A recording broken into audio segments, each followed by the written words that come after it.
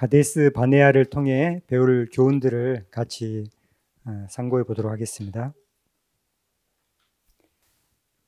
많이 들어보셨죠? 라이프 성경 사전에 네이버에 검색을 해보니까 거룩한 셈이라는 뜻이라고 합니다. 바란 광야와 신광야 사이에 있고요. 하갈이 사라를 피해서 도망쳤다가 천사를 만나서 위로를 받은 곳이 이곳이라고 합니다. 출애굽해가지고 시내산에 이제 도착을 해서 시내산에서 약 1년을 머물었습니다.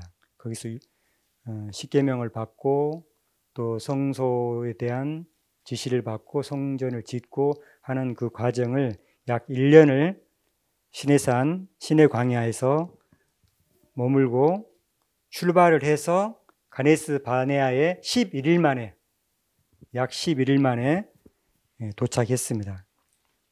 그래서 여기에서 12정탐꾼을 파송하는 일을 했고, 또 38년 후에 다시 가데스 바네아에 머물게 되었습니다. 여기서 모세의 누나 미리암이 죽어서 매장됐고요. 또 모세가 반석을 2번 치는 사건이 이곳에서 있었습니다. 또 에돔의 왕에게 사자를 보내서 통과할 것을 요청했으나 거절 당한 곳이 바로 이 가데스 바네아입니다. 이 부좌선지자 376페이지에 시내 광야와 가나안 변경 지방 가데스까지의 거리는 불과 10일간의 여정에 지나지 않았다. 시내 광야에 오래 머물렀는데 마침내 구름이 전진의 신호를 보내고 이스라엘 군중이 그들의 행진을 시작하였다. 그때 그들은 아름다운 땅으로 속히 들어갈 것이라는 기대를 가지고 이제 행진을 시작했습니다. 그렇게 해서 이제 가데스 바네아에서 바로 가나안 땅에 들어가면 되거든요. 그죠? 근데 왜 들어가지 못했고 38년을 다시 광야 생활을 해야 했죠? 믿음이 없어서. 우리가 이 부분을 깊이 우리가 생각해 보아야 한다고 생각을 합니다. 뒤에 잘 보이시나요? 글씨가 너무 적게 했나요? 보이시나요? 우리 어르신들은 어떠신가요? 다음에 좀 더 크게 하도록 하겠습니다. 진하게. 민수기 13장에서 14장에 보면 그 12정탐꾼을 파송하는 일이 있습니다. 근데 부자 선지자에 보면 여기 이제 성경에 보면 또 그 살아남는 일을 보면 하나님께서 정탐꾼을 파송하라고 하는 것처럼 보이는데 부자의 선지자에 보면 하나님이 하라고 한 것이 아니고 이스라엘 백성들이 모세에게 요청을 했고 모세가 하나님께 허락을 받아서 이제 파송을 하게 됩니다. 그러니까 하나님께서 정탐꾼을 파송하는 건 하나님의 뜻이 아니었는지도 몰라요. 근데 백성이 원하니까 파송을 했고 그 결과는 우리가 너무나 잘 알고 있는 그런 일들이 일어난 것이죠. 만약 파송하지 않고 바로 들어갔더라면 들어갈 수 있었을지도 모르겠어요. 그러나 12정탐꾼을 보내고 나서 문제가 생겼습니다. 그들이 40일 동안 가나안 땅을 탐지하고 돌아왔는데 어땠어요? 땅이 너무 좋다고 이제 보고를 했어요. 그 포도송이를 2사람이 메고 올 정도로 굉장히 큰 포도송이. 이제 28절에 그러나 그 땅 거민은 강하고 성읍은 견고하고 힘이 클 뿐 아니라 거기서 아낙 자손을 보았으며, 그 30절에 이제 갈렙이 우리가 곧 올라가서 그 땅을 취하자 능히 이기리라 이렇게 자신 있게 말을 했어요. 그러나 나머지 10정탐꾼은 우리는 능히 올라가서 그 백성을 치지 못하리라. 그들은 우리보다 강하니라. 이 말이 사실인가요? 이게 강한 것은 사실이에요. 그러니까 인간의 힘으로는 그 당시 이스라엘 백성의 능력만으로는 결코 가나안 족속을 정복할 수가 없습니다. 그것은 맞는 말이에요. 근데 그들에게는 그들 뒤에는 누가 있나요? 하나님 있잖아요. 홍해를 걷는 것이 그들의 힘으로 가능한 일인가요? 하늘에 만나가 내리고 반석을 져서 물을 내고 그 수많은 사건들을 경험했음에도 불구하고 그들은 자신을 바라보고 상대의 강함을 바라보면서 하나님을 잊어버리고 할 수 없다고 말을 하는 거예요. 그러면서 악평을 합니다. 거민을 삼키는 땅이라고 말을 합니다. 이게 맞는 말인가요? 가나안 땅이 거민을 삼키는 땅인가요? 여기 NC는 분명히 이거는 자기들의 말을 합리화시키기 위해서 악평한 거거든요. 만약에 삼키는 땅이라면 그렇게 키가 크고 건장한 사람들이 살 수 있을까요? 그들이 이렇게 건장한 사람들이 강한 민족이 살 수 있다는 것은 그 땅이 굉장히 좋은 땅이라는 거예요. 근데 자기들의 말을 합리화시키기 위해서 지금 삼키는 땅이라고 이렇게 거짓말을 말하는 겁니다. 이제 뒤에 말을 맞죠. 그러니까 이 말이 진실과 거짓이 섞여 있어요. 이 바벨론의 거짓 교리는 100% 오류가 아닙니다. 진리와 오류가 섞여 있어요. 그래서 바벨론 혼잡한 상태에 있는 것이죠. 항상 오류만 있는 게 아닙니다. 진리와 오류가 있어요. 그래서 우리를 혼동시키고 헷갈리게 하는 거죠. 어떤 목사님이 어떤 설교를 할 때 99% 진리를 얘기하는 1% 오류가 있으면, 근데 그것이 이제 별로 중요하지 않은 문제 있을 수 있어요. 예를 들어 성경에도 또 애니신에도 방이 몇 개 이런 것들은 약간 오차가 있어요. 물고기 마리수라든지 이런 것들이 약간 오차가 있는데 그런 것은 중요한 문제가 아니잖아요. 근데 아주 중요한 부분에 있어서 1%라도 틀린다면 굉장히 그게 설교가 위험한 설교가 될 수 있겠죠. 오히려 한 반은 맞고 반은 틀리면 우리가 분간하기 쉬워요. 근데 한 90%만 10%가 틀리면 굉장히 우리가 헷갈리겠죠. 우리가 두루 탐지한 땅은 그 거민을 삼키는 땅이요, 거기서 본 모든 백성은 신장이 장대한 자들이며 거기서도 또 네피림의 후손 아낙 자손 대장부들을 보았나니 우리는 스스로 보게도 메뚜기 같으니 그들의 보게도 그와 같았을 것이니라.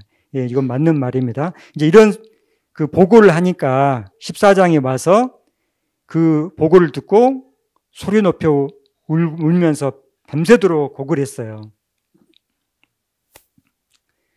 그러면서 이제 모세와 아론을 원망하고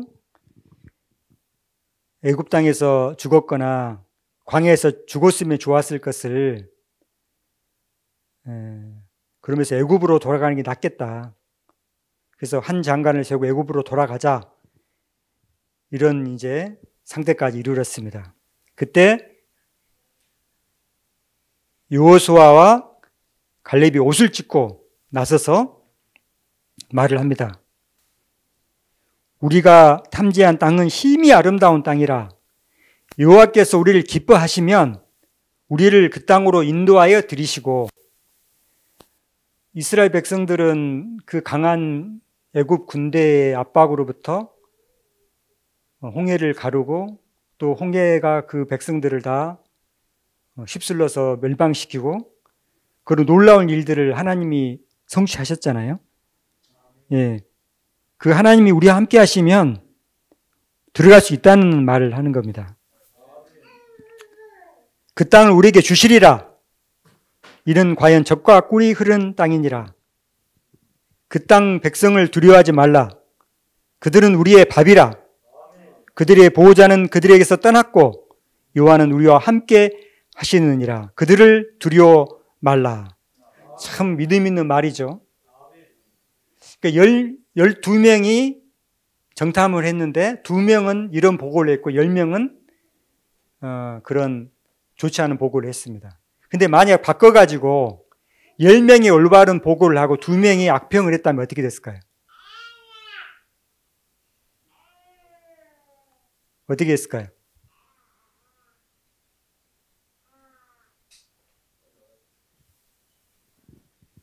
그래도 백성들은 2명의 말을 따랐을 거라고 NC에 분명히 기록되어 있거든요. 그러니까 자기의 마음에 맞는 말을 받아들이는 거예요. 우리가 설교를 하거나 또 어떤 말을 할 때 다 듣는 사람마다 말이 조금 틀릴 수 있어요. 내가 원하는 말만, 내가 원하는 대로 그 말을 들을 수 있습니다. 우리가 그런 부분을 조심해야 되죠.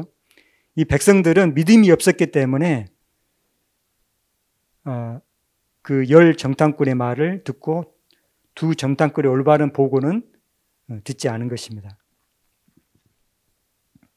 그래서 두 명이 그렇게 말을 하니까 온 회중이 돌로 치려고 했어요. 그때 여호와의 영광이 이스라엘 조선에게 나타났습니다. 그때 만약 하나님이 나타나서 개입하지 않았더라면 어떻게 됐을까요? 스데반처럼 죽임을 당했을 것입니다. 그러나 물론 그것이 하나님 뜻이었다면 죽도록 놔두셨겠지만 스데반은 그래서 순교를 당했지만 하나님께서는 이 갈렙과 여호수아를 통해서 하실 일이 남아 있었기 때문에 하나님 뜻이 아니었기 때문에 가로막으셨습니다. 그러면서 이제 갈렙과 여호수아만을 제외하고는 너희들이 탐지한 40일을 1년으로 해서 40년을 광야에서 방황할 것이다. 이렇게 말을 했습니다. 여기 그래서 37절 곧 그 땅에 대하여 악평하던 자들은 여호와 앞에서 재앙으로 죽었고, 그러니까 즉시 이제 죽었어요 그때. 그 다음에 그 땅을 탐지하러 갔던 사람들 중에 여호수아와 갈렙은 이제 살아남았습니다. 히브리인들이 호렙산 시내산을 떠난 지 11일 만에 약속의 땅 변경에서 가데스의 진을 쳤다. 여기서 백성들은 정탐꾼을 보내어 땅 탐지하자고 제의하였다. 모세는 이 문제를 여호와 앞에 제출하여 하나님께 허락을 받았고 각 족장 한 사람씩 선택하라고 지시를 받고 12 정탐꾼을 뽑게 되었습니다. 그래서 이제 그런 일이 있었고요. 그래서 이제 가데스로부터 다시 광야로 되돌아갔습니다. 그리고 38년 후에 다시 가데스로 돌아왔습니다. 가데스로 이제 도착하기 직전에 반석에서 물이 나왔는데 딱 직전에 물을 하나님 일부러 끊으셨어요. 끊은 이유는 백성을 시험하고자 하셨던 것입니다. 제가 교회에 다닐 때 한번 질문을 한 적이 있어요. 하나님이 당신의 백성을 시험하시는가 하시지 않는가 물어봤거든요. 근데 대부분이 시험 안 한다에 손을 들어요. 그러니까 야고보서의 말씀이 너무 강해가지고 성경에 하나님이 시험하신 장면이 굉장히 많이 나오는데 그건 다 잊어버리고 야고보서 말씀만 기억하고 하나님 시험하지 않는다고. 근데 야고보서에 나오는 말씀 제가 이해하기는 하나님께서 우리에게 어떤 나쁜 마음이나 이런 것을 줘가지고 우리를 어떤 음욕을 품게 하고 이렇게 해서 시험하지 않는 그런 의미예요. 우리의 어떤 그 품성의 결함이나 우리의 본성의 불완전함으로 우리가 시험을 당하는 것이지 하나님께서 그런 시험을 주시지 않는다는 말이고, 끊임없이 하나님께서는 우리를 시험하십니다. 근데 하나님은 우리를 시험하시는 이유가 뭘까요? 하나님이 우리를 시험 안 해보면 우리가 모를까요? 예를 들어서 물을 이제 끊었다고 했잖아요. 그럼 그 결과가 어떻게 될까 하나님 아시나요? 모르시나요? 아셔요. 그런데도 왜 그렇게 시험하시죠? 하나님은 아시지만 이스라엘 백성은 모르거든요. 자신들의 상태를. 그러니까 너희들이 지금 이런 상태야. 너희들은 지금 믿음이 없어. 이런 것들을 하나님이 체크해 주시는 거죠. 우리가 시험을 보지 않으면 내 성적이, 내 실력이 어느 정도인지 모르잖아요. 시험을 보면 내 실력이 이 정도구나. 내가 공부를 잘한 줄 알았더니, 내가 이 문제를 이해하고 있는 줄 알았더니 내가 이 문제를 이해하지 못했어. 내 실력은 이 정도, 이렇게 우리가 알 수 있는 거죠. 여호와께서는 그들이 당신의 섭리를 신뢰할 것인지 아니면 그들의 조상들의 불신을 모방할 것인지 시험할 것이었다. 그래서 이제 그 앞에서 물이 없자 불평하고 이렇게 했을 때 모세와 아론이 오랫동안 광야에서 백성들의 그런 원망과 불평으로 지쳐서 실수를 하죠. 그래서 반석을 내가 물을 내랴 하면서 반석을 2번 칩니다. 그래서 옛날엔 제가 반석을 2번 친 게 예수님을 2번 십자가에 못 박은 게 문제라고 이렇게 생각을 했는데 그것도 문제지만 내가 물을 내라. 그러니까 이스라엘 백성들이 끊임없이 모세를 불평했거든요. 네가 우리를 인도해서 너가 뭐 계속 모세를 불평했는데 이스라엘 인도한 분은 하나님이시잖아요. 모세가 아니잖아요. 근데 내가 물을 내라라는 말을 함으로 백성들이 말이 옳다는 것을 모세가 인정한 꼴이 됐어요. 그래서 하나님께서는 모세를 가나안 땅에 들어가는 걸 허락하지 않으셨습니다. 하나의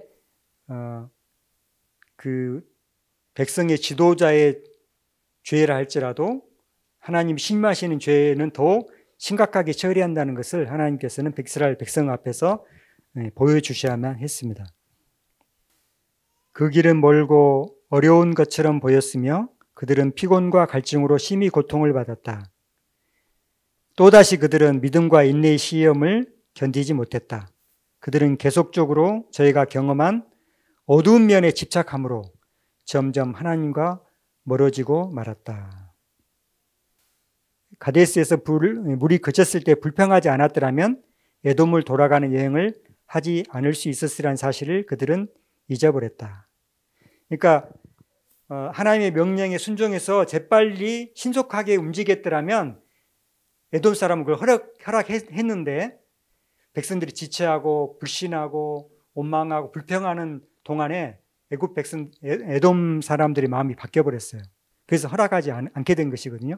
근데 그들이 순종해서 즉시 재빨리게 움직였더라면 에돔 땅을 통과했고 에돔 사람들은 이스라엘 백성들의 그런 모본을 통해서 하나님을 배울 수 있는 좋은 기회를 그런 기회를 전도할 수 있는 기회를 이스라엘 백성은 놓쳐버린 것입니다. 어려움을 자초하고 그들의 운명을 하나님께서 계획하신 것보다 더욱 어렵게 만들고도 그들은 모든 불행의 책임을 하나님께 돌렸다. 그래서 반감을 품고 만사의 불평을 나타냈다. 그래서 그들은 노예로부터 자유보다 애굽으로 다시 돌아가는 것이 더 좋게 보였고 가나안 땅보다 애굽을 더 좋게 생각하게 되었습니다. 그래서 이제 38년이 세월이 흘렸어요. 그러나 하나님의 본래 계획은 그들이 즉시로 가나안 땅에 들어가는 것이었습니다. 자, 그러면 38년 후에는 가나안 땅에 들어갔잖아요. 그러면 38년 후에는 가나안 족속보다 수에 있었으나 전쟁 능력이 더 뛰어나게 되어서 가나안에 입성할 수 있게 되었습니까? 아니죠. 예, 여전히 아닙니다. 이스라엘 백성들은 아르논 강을 건너 적을 향해 진격하였다. 두 군대 사이에 교전이 있었고 마침내 이스라엘 군대가 승리를 얻었다. 획득한 유리한 기회를 놓치지 않고 이스라엘 백성들은 곧 아모리의 영토를 점령하였다. 아모리 사람들과의 전쟁이었습니다. 당신의 백성들의 온수를 흩으신 분은 여호와의 군대 장관이었다. 이스라엘이 강해서 이긴 게 아니라는 거예요. 하나님이 이기게 해줬다는 거죠. 만일 이스라엘이 그분을 의지했더라면 그분은 38년 전에도 이 일을 행하셨을 것이다. 근데 이 믿음을 갖지 못했기 때문에 그때 그 일이 이루어지지 않는 것뿐이라는 거예요.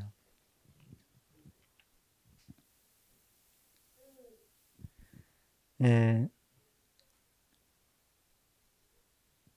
그 다음에 이제 바산 왕국이 있었는데요.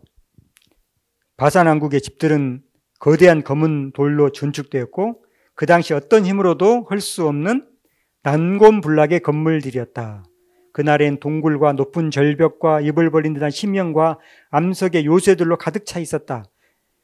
그러니까 성도 난곤불락이 성이고 주변의 환경도 난곤불락의 환경인 거예요. 그것뿐만 아니라 이 나라의 주민들은 거인들의 후예로서 거대한 체구와 힘을 가지고 있었으며 매우 난폭하고 잔인하여 인근의 모든 민족이 두려워하였고 그 나라의 왕 옥은 그 거대한 체구의 평균적인 그 백성들의 그 사람들도 크지만 왕은 더 크다는 거예요. 더 컸다는 거예요. 그래서 이 거인 왕과 군사로 더불어 이제 싸움을 했는데 옥은 이제 그 지형을 잘 알잖아요. 그 나라의 백성들은 그 지형을 잘 알아. 그 지형 중에 가장 자기들이 유리한 그 곳에서 싸움을 하는 거예요, 지금. 이 승리할 수 있을까요? 이 승리할 수 없는 싸움이에요. 이곳은 협소하고 가빠르고 험한 오르막길을 통해서만 접근할 수 있었다. 만약 그 바산 군대가 패배할 경우에는 적군이 그들을 추격할 수 없는 그 암석의 황야에서 피신처를 찾을 수 있는, 도망가기도 좋고 이기기도 좋은 그런 아주 좋은 장소에서 싸움을 한 겁니다. 그래서 왕은 성공을 확신하고 대군을 이끌고 갔습니다. 이스라엘 백성 중 많은 사람들은 자기들보다 키가 엄청나게 큰 거인들, 또 더 큰 거인 왕의 당당한 자세와 랑곤블랑인 것처럼 보이는 요새와 무수한 복병들이 있는 그것을 바라보고 공포에 떨었다. 장대한 거인과 성벽으로 둘러싸인 도성 무장한 대군과 암석으로 된 요새도 여호와의 군대 장관 앞에서는 견딜 수 없었다. 이스라엘 백성을 위하여 여호와께서 대군을 인도하시고 원수를 교란시키시고 그들을 정복하셨다. 거인 왕과 그의 군대는 멸망을 당하였다. 이스라엘 백성들은 즉시 온 땅을 점령하였다. 그리하여 죄악과 추악한 우상 숭배에 빠졌던 이방인들은 그 땅에서 사라지고 말았다. 길앗과 바산의 정복에서 많은 사람들은 약 40년 전에 가데스에서 이스라엘 백성들이 오랫동안 광야를 방황할 수밖에 없었던 운명에 처하게 한 사건을 회상하였다. 그들은 약속의 땅에 관한 점탕꾼들의 보고가 많은 점에서 옳았다는 사실을 알았다. 도성들은 성벽으로 둘러싸여 있었고 매우 거대했다. 거인들이 살고 있었다. 난쟁이에 불과했다. 그러나 이제 그들은 하나님의 능력을 불신함으로 치명적인 과오를 범했다는 사실도 알았다. 바로 이 불신이 아름다운 땅에 들어가지 못하도록 그들을 막은 것이었다. 그래서 처음 이제 가나안 땅에 들어가려고 할 때는 훨씬 쉬웠다는 거예요. 근데 지금은 더 어려움이 가중됐다고 말하고 있습니다. 그리고 그때는 이제 별로 경계태세가 강하지 않아서 쉬웠는데 지금은 완벽하게 준비를 갖춘 상태에서 잘 훈련된 준비를 잘 갖춘 대군과 싸워야 하는 그런 더 어려운 상황에 직면했다고 합니다. 옛날보다 처음보다 훨씬 더 어려웠습니다. 또 에네시에 보면 이런 말씀이 있습니다. 하나님께서 우리에게 우리를 연단하시기 위해서 어떤 시험을 주시고 어떤 어려움을 주시는데 그 시험을 쉽게 우리가 잘 견뎌내면 그것을 우리가 쉽게 통과하게 되지만 그것을 통과하지 못하게 될 때는 또 다시 쓴 잔을 마셔야 되는데 그 잔은 더욱더 어려워진다고 그랬어요.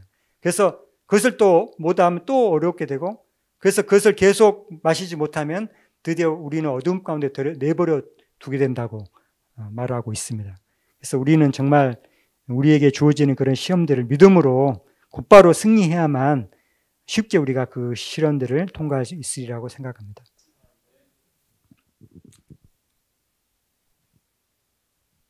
그 말씀이 여기 이제 비슷한 말씀이네요.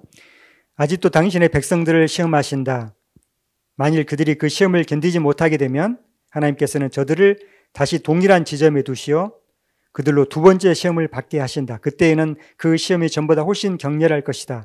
그들이 시험을 견딜 때까지 이 일은 계속된다. 그러나 그들이 여전히 반역할 때에는 하나님께서 그들에게 당신의 빛을 거두시고 그들을 어둠 속에 버려두신다. 이스라엘 백성이 당한 이 경험에는 우리가 배워야 할 교훈이 있다. 이스라엘의 전능하신 하나님은 우리의 하나님이시다. 우리는 하나님을 신뢰해야 하며 우리가 당신의 요구를 순종하면 하나님께서는 옛날 당신의 백성에게 행하신 바와 같은 현저한 방법으로 우리를 위하여 일하실 것이다. 앞으로 나아가라고 말씀하신다. 어떤 희생을 치르더라도 그대의 의무를 다하라. 겸손히 하나님을 신뢰하면서 순종의 길을 따라 앞으로 나갈 때 그런 고난들은 사라질 것이다. 가나안 정복에 소요된 기간이 얼마나 될까요? 약 5년 정도로 보는 견해가 많다고 합니다. 가데스 바네아에서의 이스라엘 역사와 그들의 그 후 역사는 미네아폴리스와 그 이후의 운동을 묘사한다. 이런 말씀이 채널 21에 검색할 수 있었는데요. 1888년에 미네아폴리스 대총회에서 존스 와거너가 믿음의 함량 의를 기배를 외쳤는데 그때 대총회장을 비롯해서 많은 사람들이 그 기배를 대항했습니다. 그래서 그 기배를 받아들이지 않았거든요. 이 가데스 바네아에서 열 정탐꾼의 그릇된 그 불신의 보고와 이 미네아폴리스에서의 1888년 당시에 그 운동이 똑같다는 것이죠. 가나안을 정복하기 위해서 하나님의 능력과 인간의 노력이 연합되어야 했다. 그들 자신의 힘으로는 결코 그 땅을 정복할 수 없음을 가르쳐 주었다. 그냥 인간적인 전투가 아니라 당신의 지시를 엄격히 따름으로 가나안을 정복하도록 계획했다. 만약 이스라엘이 오직 그분과 협력하기만 했더라면 그분은 그들을 위해 생각도 못할 여러 가지 방법으로 역사하셨을 것이다.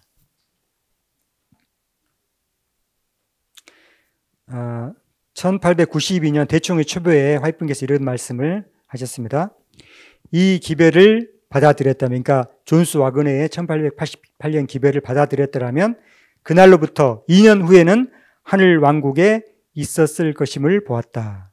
그러나 이제 우리는 광야로 돌아가서 40년 동안 거해야만 한다.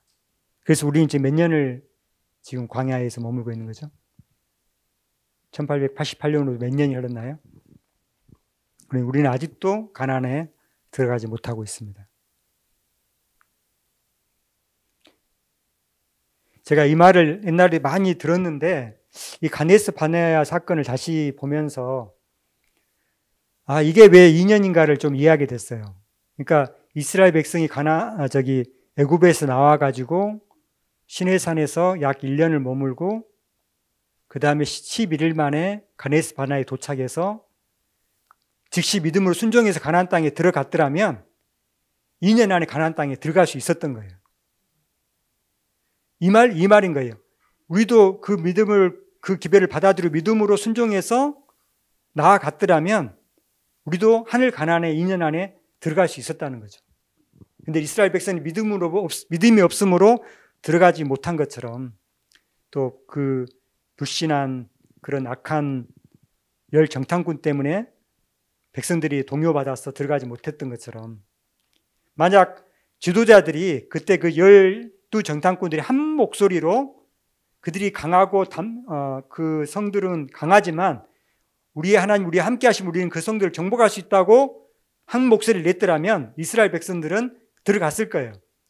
1888년 당시에도 존스 와거너뿐만 아니라 대총회장을 비롯해서 수많은 그 당시에 지도자들이 한마음 한뜻으로 그 기별에 연합해서 그 기별을 같이 외쳤더라면 우리는 들어갈 수 있었던 거죠.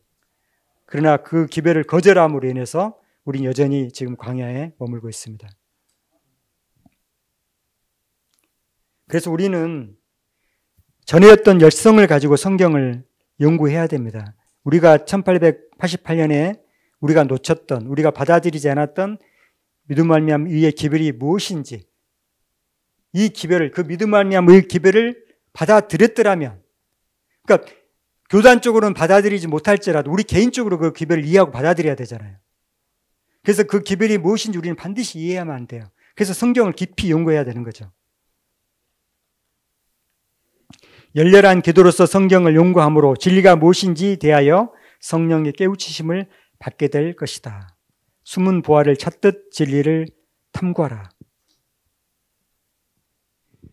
가룟교본 기별 362페이지에 이런 말씀이 있습니다. 시련의 시기가 우리에게 임박했는데 이는 죄를 사유하시는 구세주이신 그리스도의 의에 대한 계시를 보여주심으로 1888년에 보여줬다는 거예요. 셋째 천사의 큰 외침이 이미 시작되었기 때문이다. 이것은 온 땅을 영광으로 환하게 할 천사의 빛의 시작이다. 늦은 비의 시작이라는 거죠. 온 땅을 영광으로 환하게 할 천사의 빛은 또 다른 천사, 계시록 18장의 천사의 기별이거든요. 천사의 그 외침이거든요.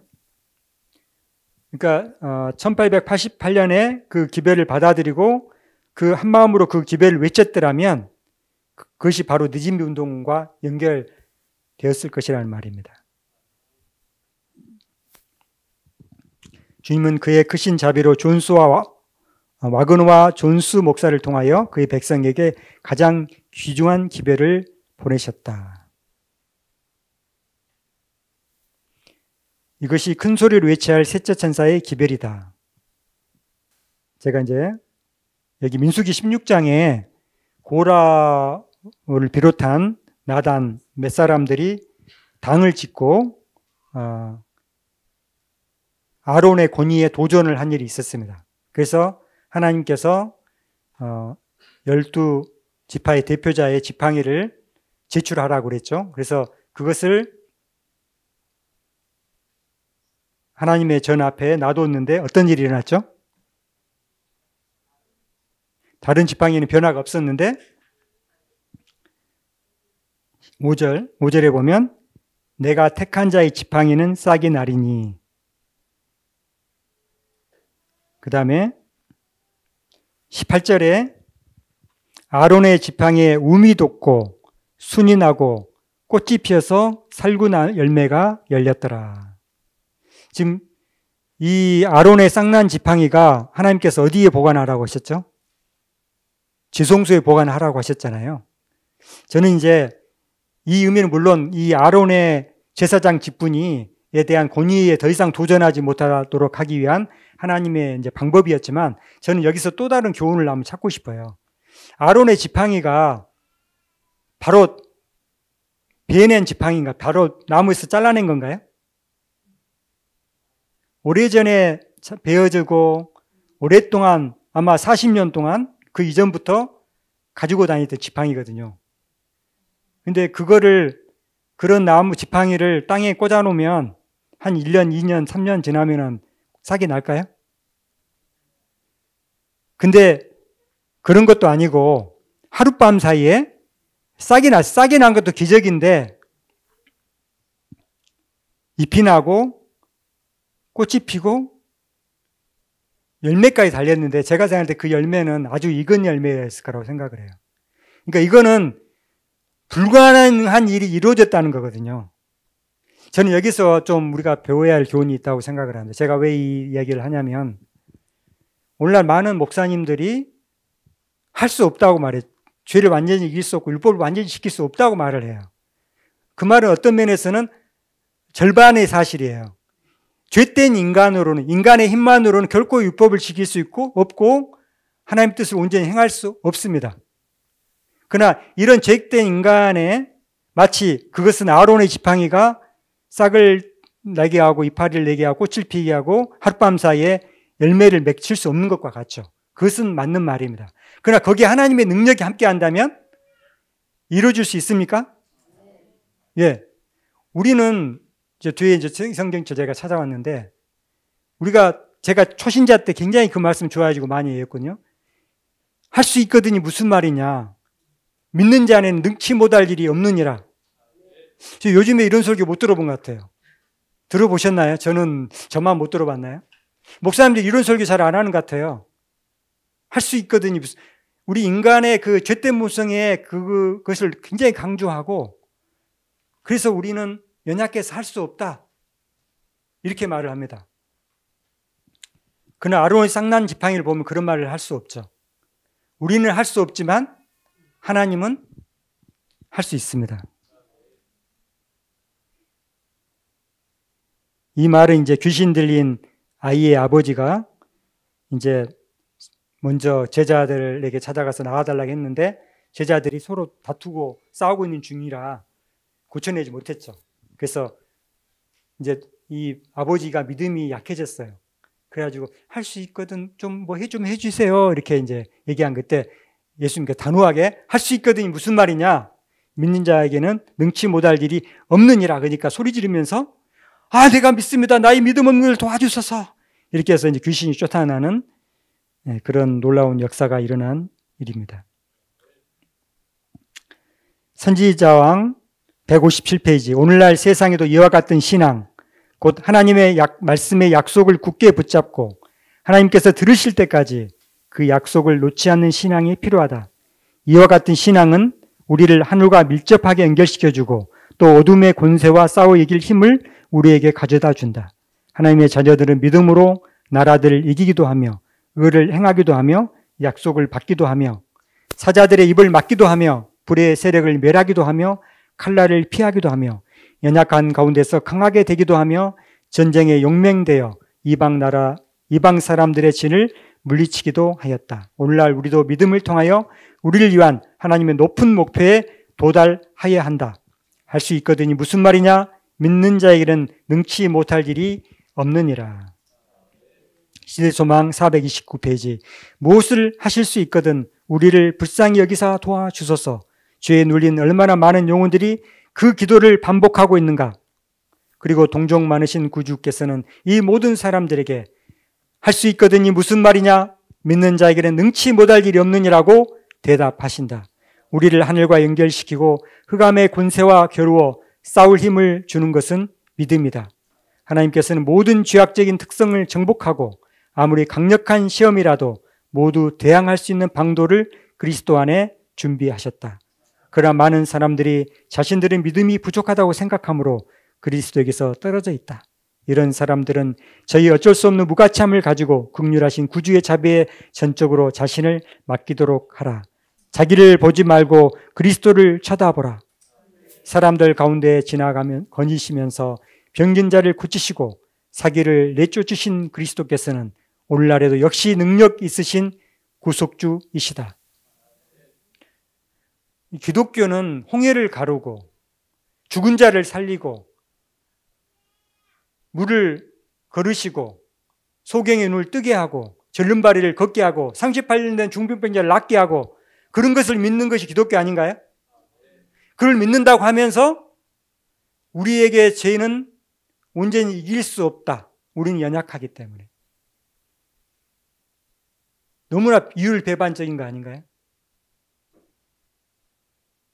우리는 할 수 없지만 우리가 그런 하나님을 믿으면 하나님 우리 안에서 그 일을 넉넉히 이루실 줄을 믿습니다. 그의 발 아래 몸을 던지고 내가 믿나이다. 나의 믿음 없는 것을 당신께서 도와주소서라고 부르짖으라. 그대가 이렇게 하는 동안에는 결코 멸망할 수 없다. 결코 그럴 수 없다. 이상으로 제 말씀을 마치도록 하겠습니다. 감사하신 저희들의 아버지 하나님, 오늘 거룩한 안식일을 맞이하여 주님의 전에 다 모일 수 있도록 은총 베풀어 주셨사오니 감사합니다. 저희들이 열 정탐꾼처럼 또 그 당시 이스라엘 백성처럼 믿음 없는 자가 되어서 하나님을 능력을 잊어버리고 불신하고 자신의 능력과 상대의 강함만을 생각하고 두려워 떨며 할 수 없다고 말하는 자 되지 않게 하여 주시옵시고 우리는 할 수 없으나 우리와 함께 하시는 하나님을 인하여 넉넉히 이기리라고 하는 그런 담대한 믿음으로 승리하는 저희들의 삶이 될 수 있도록 인도하여 주시옵소서. 예수님의 이름으로 간절히 기도드리옵나이다. 아멘.